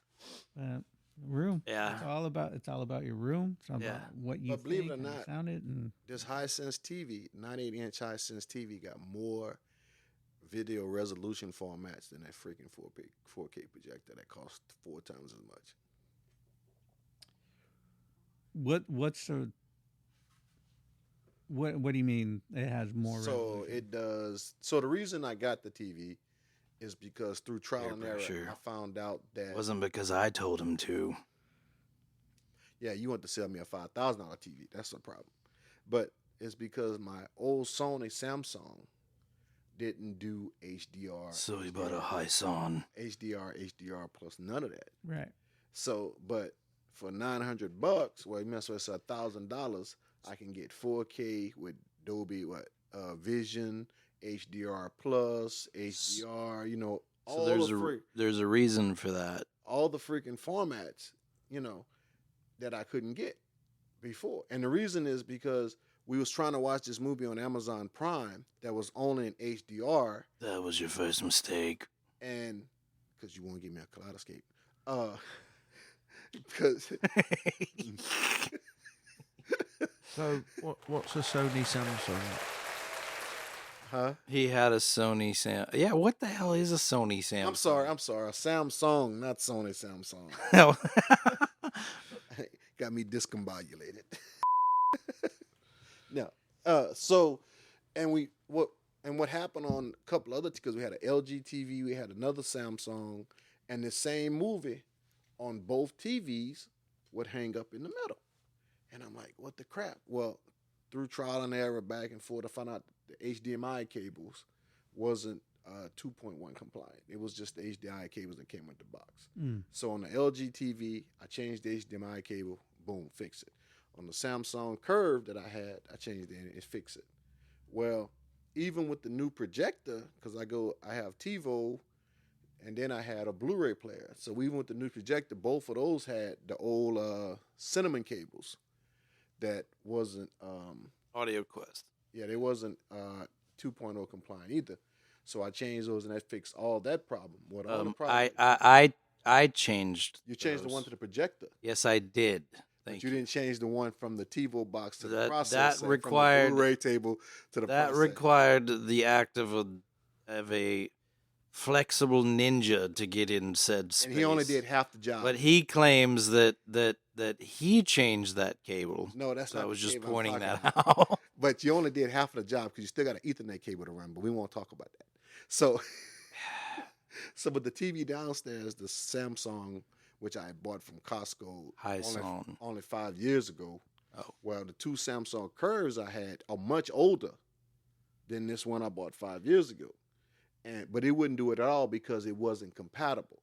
Now, I'm thinking Samsung only made certain TVs for Costco and certain TVs for everybody else because That's true. when you looked at the owner's manual, it says if equipped. Same model, it just says if equipped. Yeah, they do that on purpose. There's a fluctuation in the not fluctuation. There's a typo on the model, and so Walmart is like da da da da L9000 da da da da X, and then Target is L9000 da da da da S, and then they change the last number, and if somebody were to reference, So you can't price match. can't price match, and if you look it up, you type in that exact model number, Target or Walmart or whatever will come up. So they do that on purpose. But I want to go back to a very valid point for a minute, where you were pooping on your new projector. So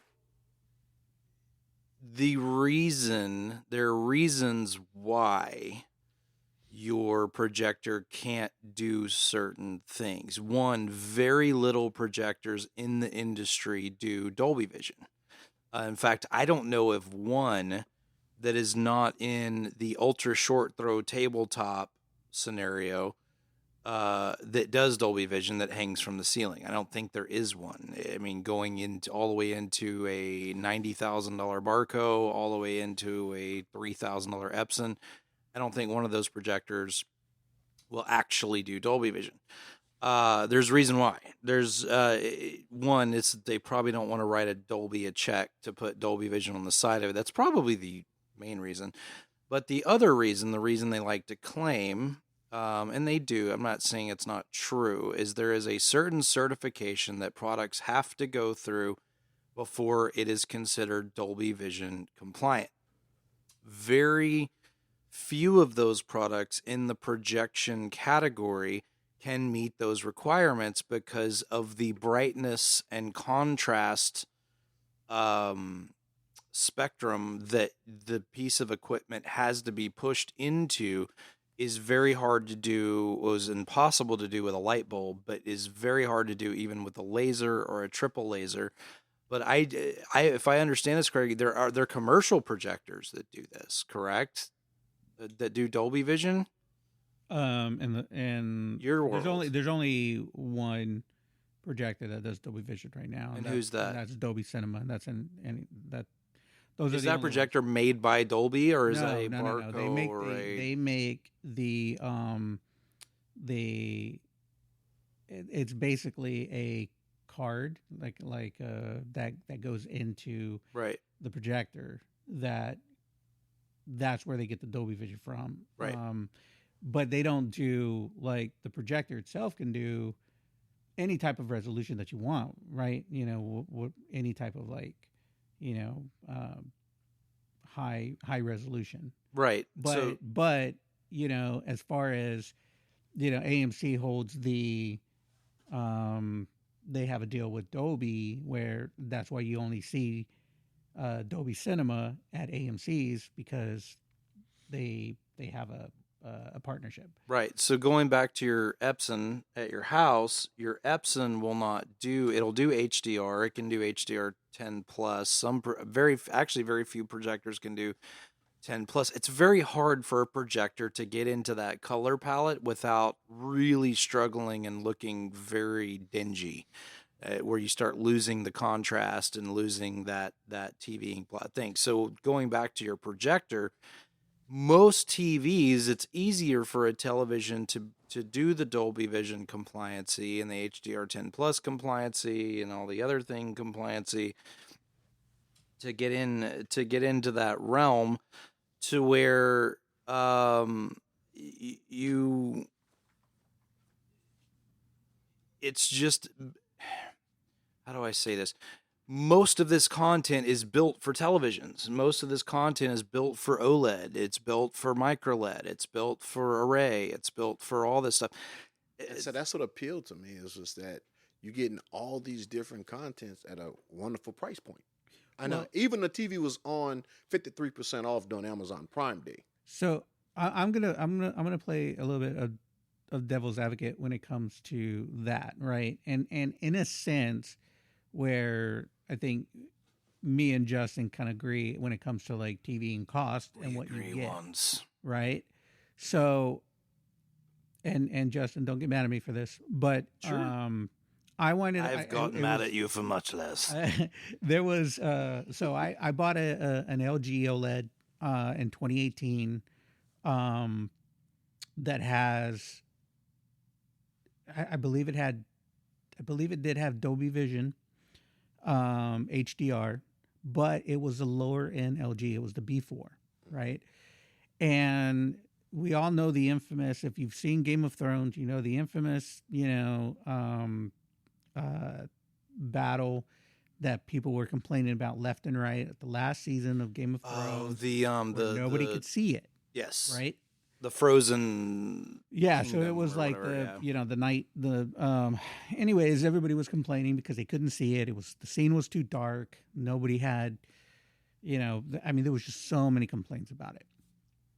I was one of them. I couldn't see it. I'm like, I got this brand new TV and I can't see anything.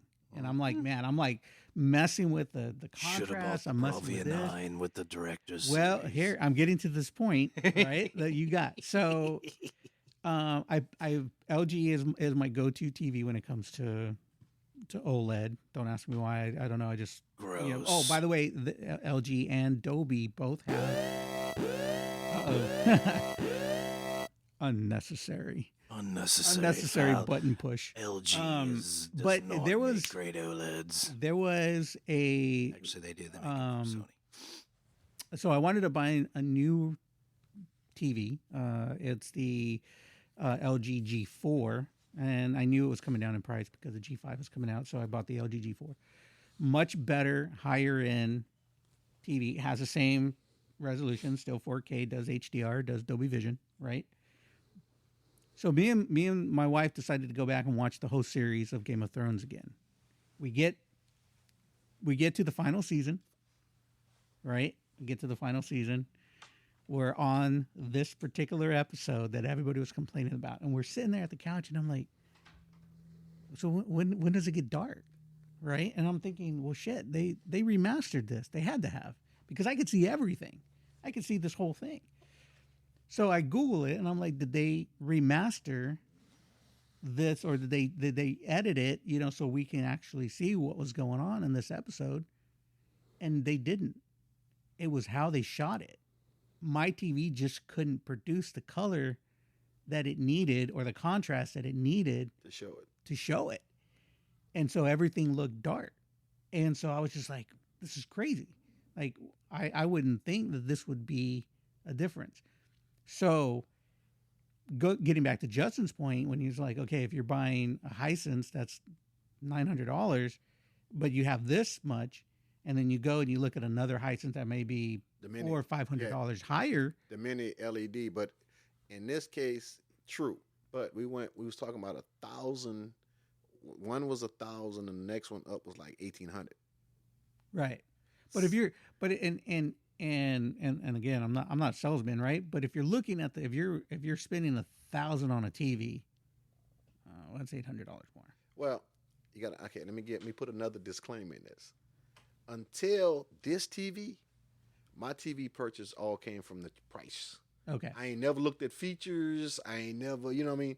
We did name brand. Like when I bought my Sony Curve, I wanted a Curve TV. Right.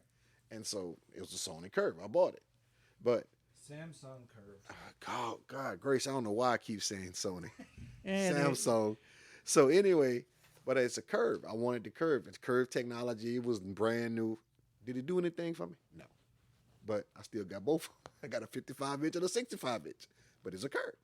But this TV is in the family room, and it's watched out of all the TVs in the house next to the master bedroom. This one's watched every day. And so, but the only reason is we couldn't get the HDR to work because it didn't have HDR compatibility. And so when I came across it as being 55% off, like you get a 90. I went from an 82-inch to a 98-inch for $1,000. mm, Then I sold my 82 for $250. So yeah. you know, I mean, I think it goes back to like that, and I don't know. I feel like the technology is in the TV already. It's just a matter of going in and, like, you know, finding the code to activate it. That's kind of what I feel like. I don't know if that's true or not, but you know, I'm sure somebody out there knows.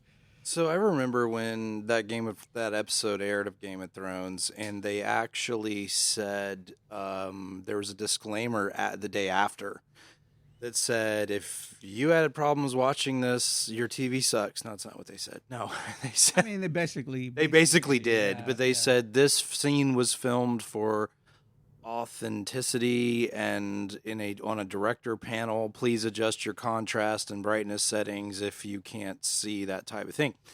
Now, for those of you out there that bought the Bravia 9, what was called the Master Series OLED,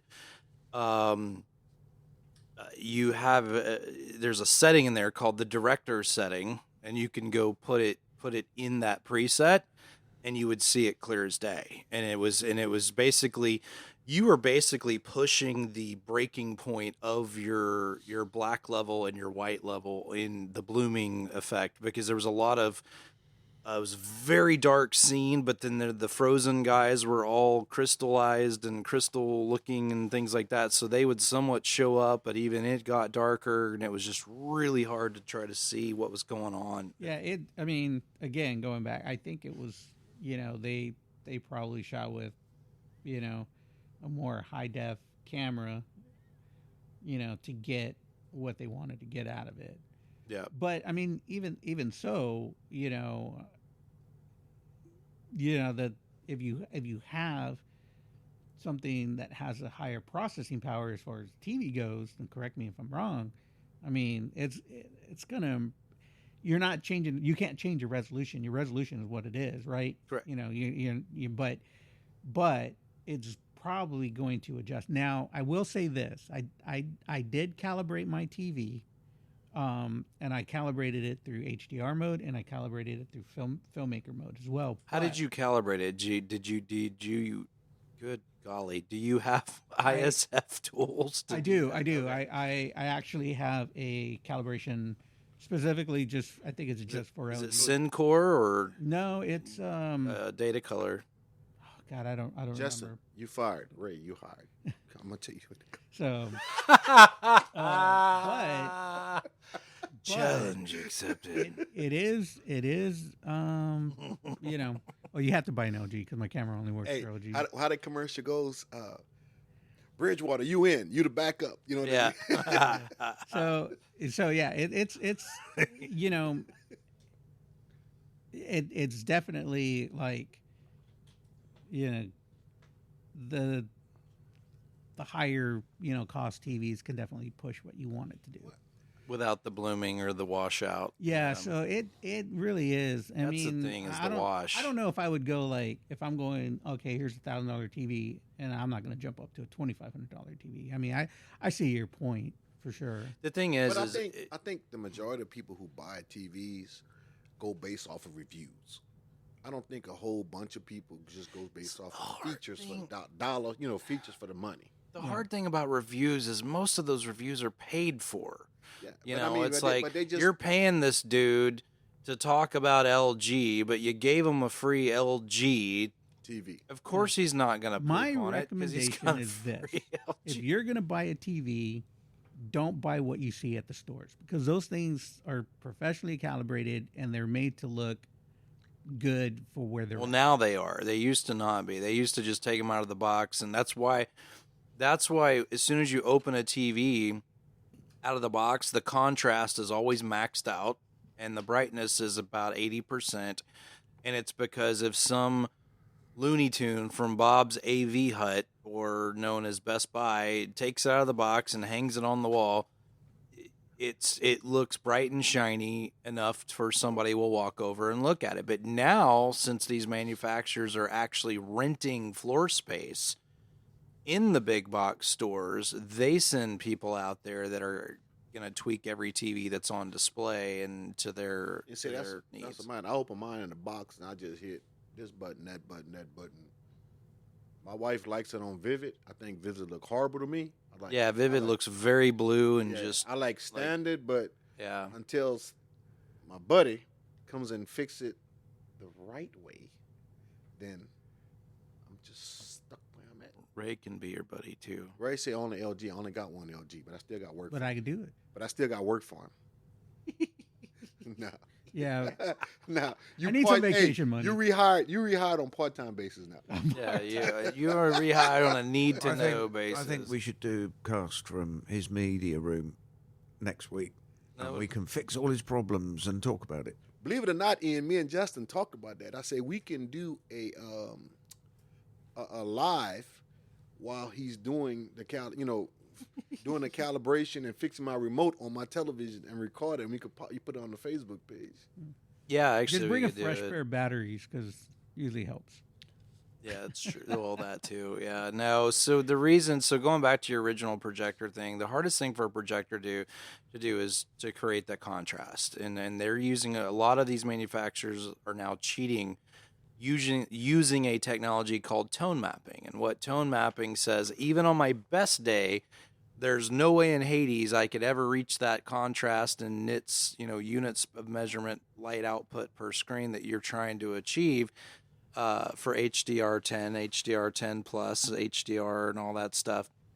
Yeah. And so I'm gonna bring this thing down to this level, and that's where it kind of levels that playing field of all of those things. So tone mapping is very important. I know JVC does it. Now Sony is still doing it. Barco's been doing it forever.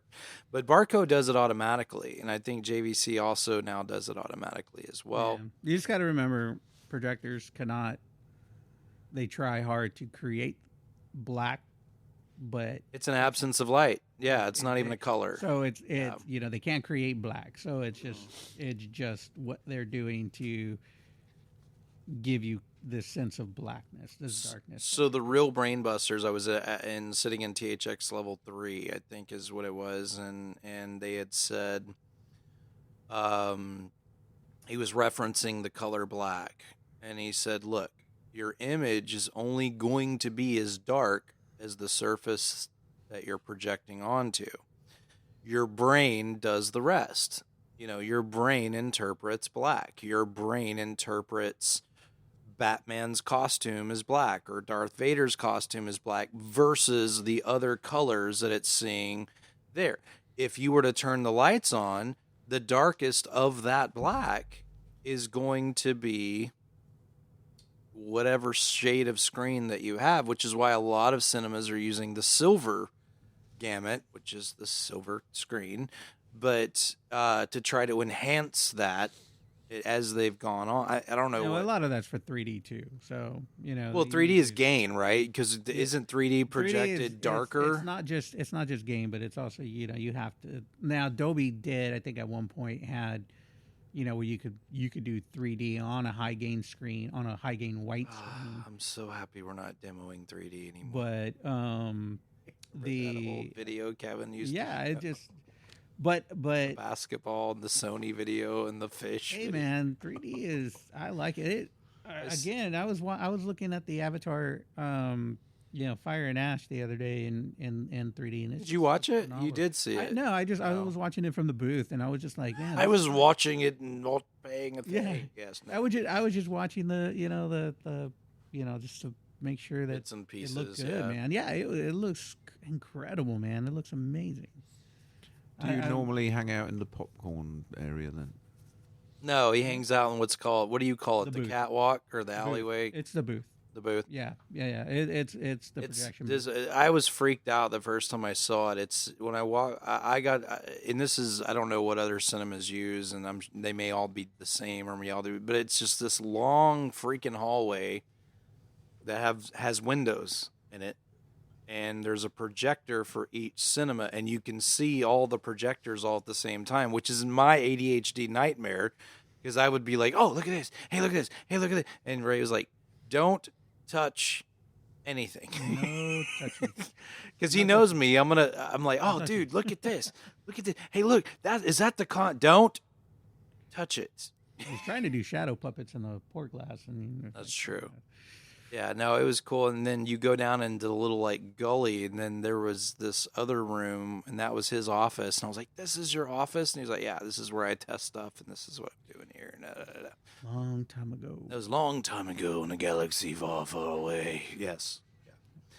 No, but that was a lot of fun doing that. But the hardest thing for a projector to do is black. It's a really dark, rich movie. So that Game of Thrones movie episode you were talking about would be hell on earth for a projector. It probably would have been, Unwatchable. I probably would have walked out of your theater. Yeah, Walk out of your theater. So, but no, Walked out of your OLED. So it does. television. It definitely does make a difference. proper calibration definitely makes a difference, and having But I don't think it was so much even just with me having that TV calibrated. You brought up an article the other day, Ian, about the DLP color wheel, Yeah, well, I was just thinking the that rainbow wheel effect. because that was the first thing I noticed when I sat in that room after you put something on there on the big screen. It's like, oh my god, it's worse DLP effect than my cheap old Mitsubishi. You don't see it on the back row, though. You see it on the front row. No, I see it on both, but You do? sitting on the front is obviously hard. What causes that, Ray? It's a Probably dirt. No, I know it sounds funny, but it's He like just called your setup trash. no, because the wheel's earlier not on, spinning as fast as it needs to.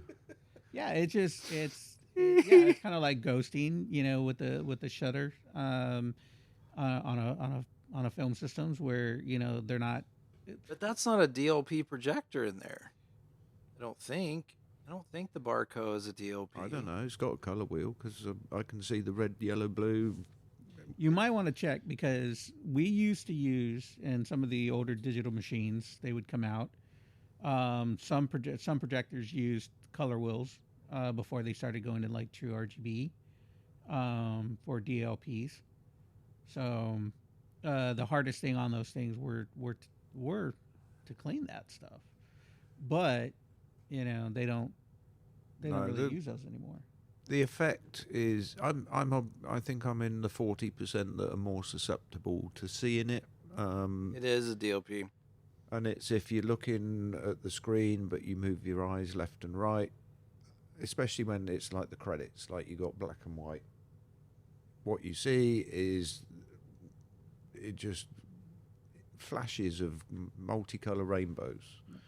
So there are different types of DLPs. Though. Just because it's a DLP doesn't mean it has to have. It's a a color. single laser, single chip DLP, DMD technology. Yeah, is what same it's thing. using.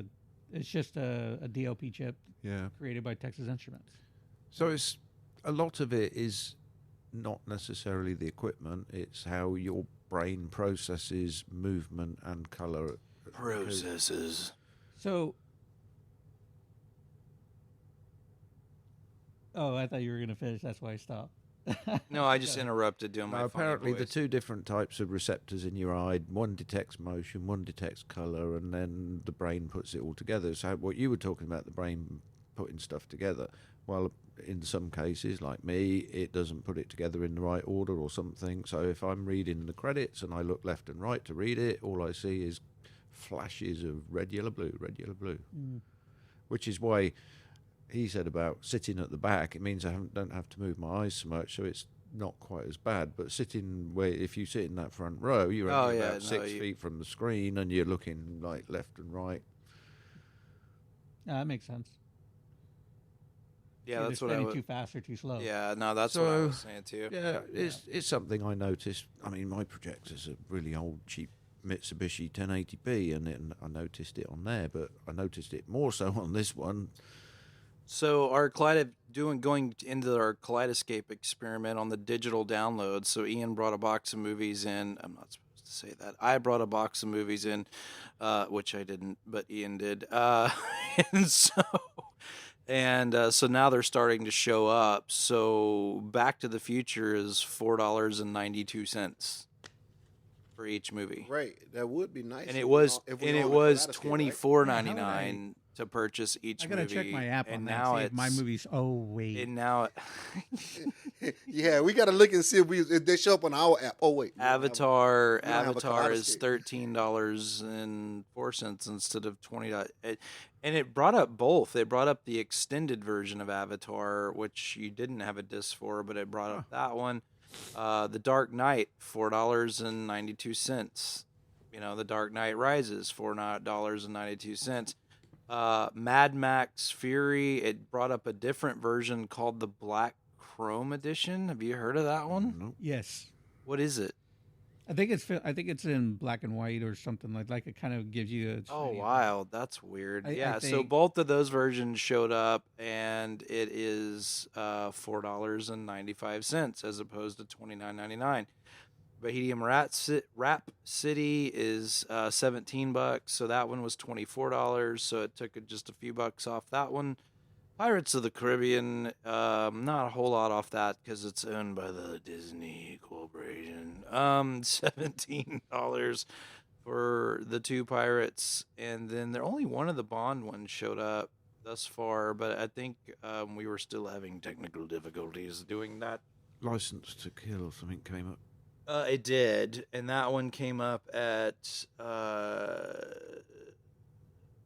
$20 or whatever. So I'm not sure how much that one was in the normal world. But yeah, no. So just the digital experiment worked, and just to show that, yeah, no, you can save a lot of money. So if you do have a by Kaleidescape buying your movie again. by buying your movie, you know what, Ray? How many times have But you Ray, bought the same movie? We wouldn't know nothing about I don't know. how much. Oh, you know everything How about mu- it. hey, Hey, how much should I money you would explain? Let me save? explain. How much money would you save? Because we don't own one. I'm so, gonna we ex- really don't. I'm going to explain myself that you know a lot about it because guess what?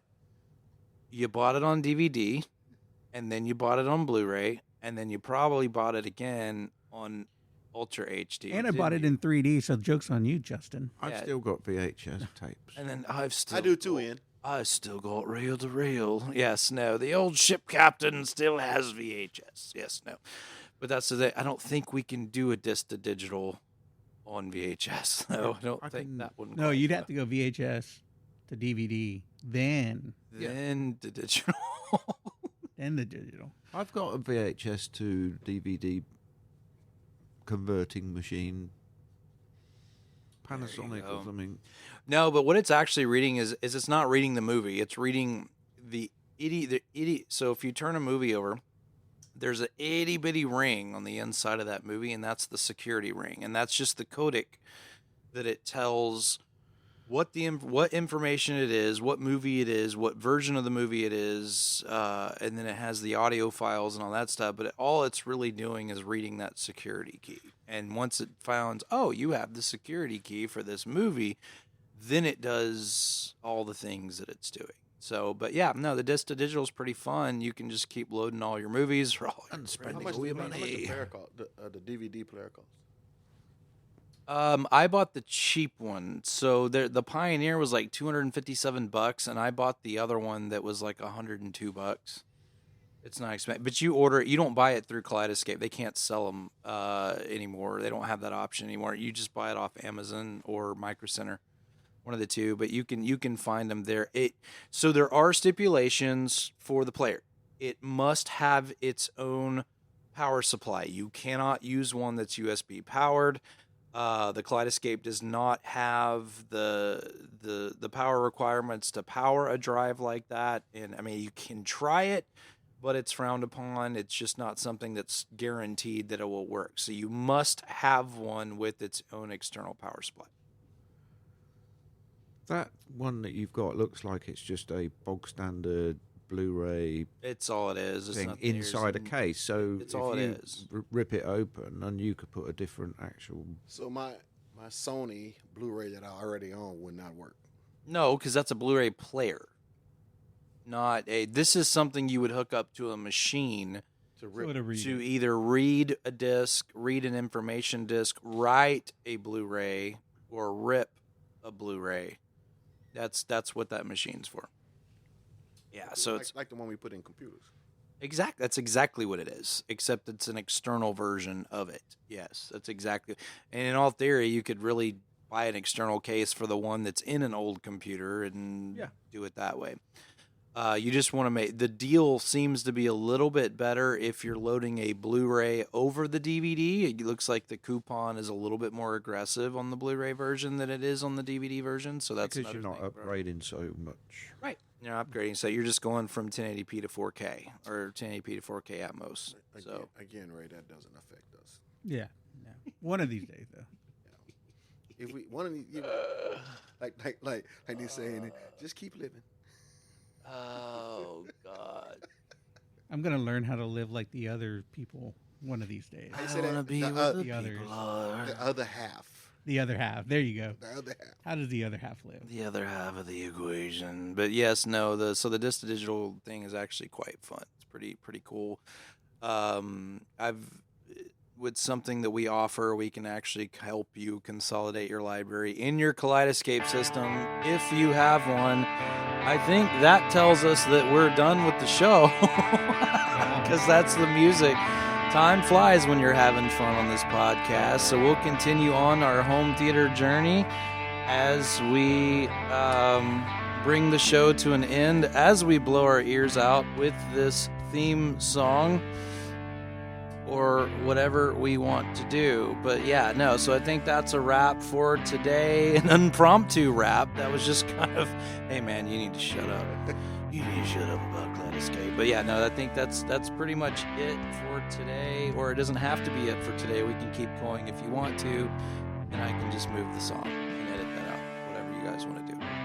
So join us next week. We'll have more about REL 3D, and as we continue on this home theater section, Matt Scarborough from Kaleidescape is coming on board, and hopefully we can get guest speaker Clay Parker in from REL so he can educate the audience on REL 3D and how you can't live without it. So we'll see you in a bit, and have a good week.